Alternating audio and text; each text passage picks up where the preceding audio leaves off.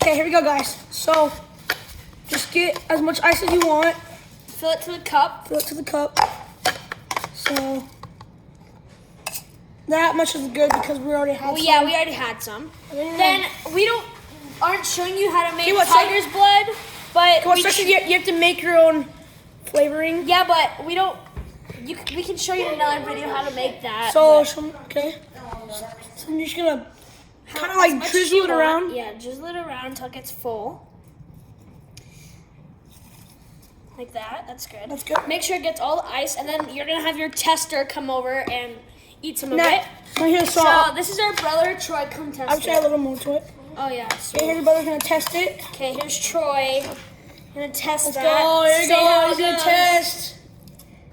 Not too shabby. Wow. Yeah.